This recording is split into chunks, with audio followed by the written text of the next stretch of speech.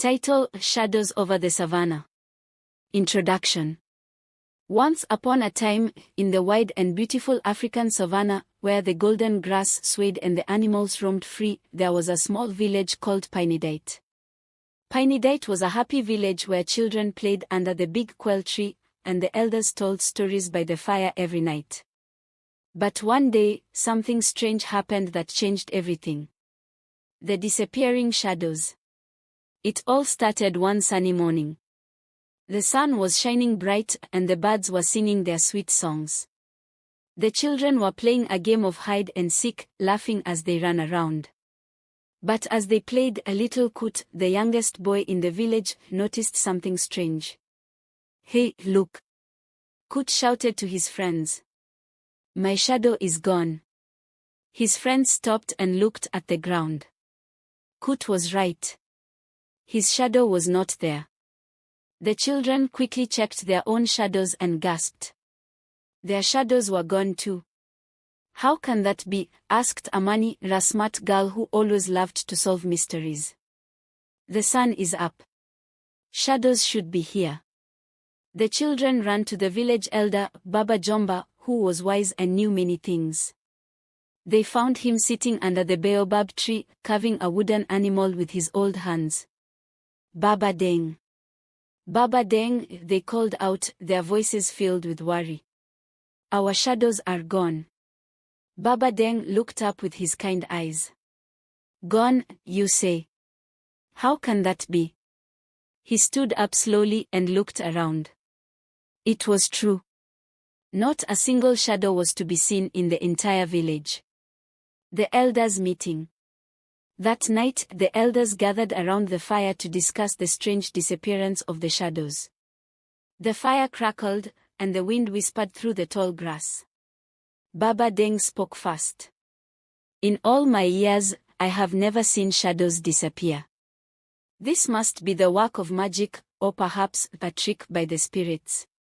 The other elders nodded in agreement. They knew the savannah was a place of many mysteries. Animals talked, the wind carried secrets, and sometimes strange things happened. "We must find out what has taken our shadows," said Elder Mary, a kind woman with a heart as big as the sky. "Without our shadows, we will not be whole." "But how?" asked Elder Penda, who was always worried about everything. "The shadows could be anywhere. We will send the bravest among us to find them," said Baba Deng. He looked at the children, who were listening quietly. "And I believe that our children are the bravest of all." The children's eyes widened with surprise. They were scared but also excited. This would be an adventure, and they loved adventures. The journey begins. The next morning, Kut, Mamani, and their friends packed their bags with food, water, and some of Baba Deng's carvings for luck. The whole village gathered to see them off. "Remember," Baba Deng said, "the savannah is full of wonders and dangers. Stay together and listen to the wind. It often has good advice." The children nodded and set off on their journey, their hearts beating fast with a mix of fear and excitement. As they walked, they noticed the savannah was quieter than usual. The birds were not singing, and even the playful monkeys were silent. After a few hours, they came to a large, dark forest. The trees were tall and twisted, and the leaves blocked out the sun. "Do we have to go through there?" asked Kito, his voice trembling. "Yes," said Amani firmly. "If the shadows were taken by magic, then we must go where magic lives. And everyone knows magic lives in the dark forest. The forest of whispers." The children entered the forest slowly. As they walked, they heard whispers all around them. The trees seemed to be talking in low, hushed voices. "Who's there?" Kito called out, but there was no answer, just more whispers. The children held hands tightly and kept walking. Suddenly, they saw a small light up ahead. It was flickering like a tiny star in the dark forest. They moved closer and saw it was a firefly, glowing brightly. "Hello, little ones," said the firefly in a gentle voice. I am Nura, the light of the forest. Why do you come to this dark place? We are looking for our shadows, Amani explained. They have disappeared, and we think magic took them. Nura blinked her tiny light and thought for a moment. Yes, I have heard the whispers of the shadows. They were taken by the Shadow King who lives deep in the forest. He is a lonely king and wants to make a kingdom of shadows. How do we find him? Asked Kut, feeling a bit braver now. Follow my light, said Nura. But be careful, the Shadow King does not like visitors. Meeting the Shadow King. Nura led the children deeper into the forest. The trees became thicker, and the air grew colder. Finally, they reached a dark cave with a big, wooden door. This is it, whispered Nura. The Shadow King's home. Go inside, but remember, be brave and speak kindly. Even the loneliest hearts can be softened by kindness. The children nodded, and together they pushed open the door. Inside the cave, it was cold and dark. They walked slowly, their footsteps echoing.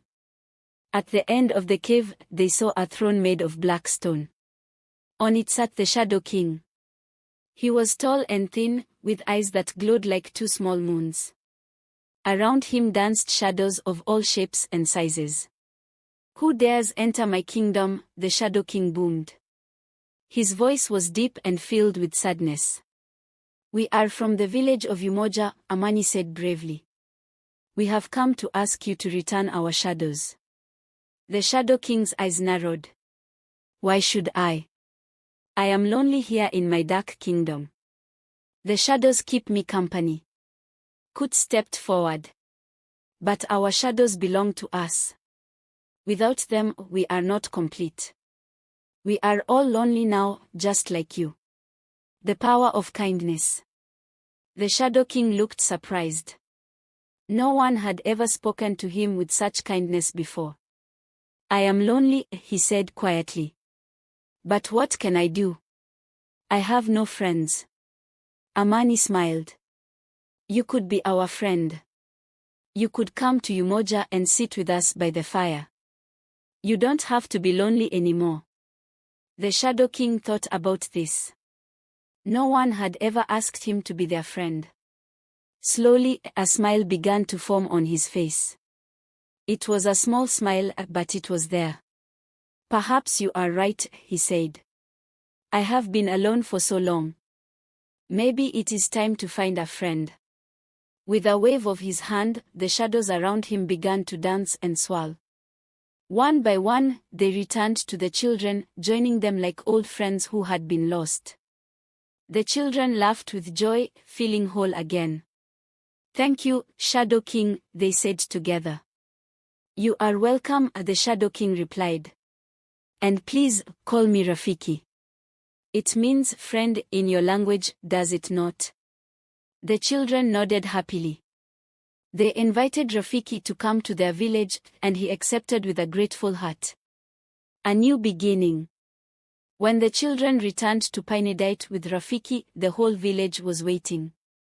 They cheered and danced, happy to see their children and their shadows back. The sun was setting, casting long, warm shadows on the ground, just as it should be.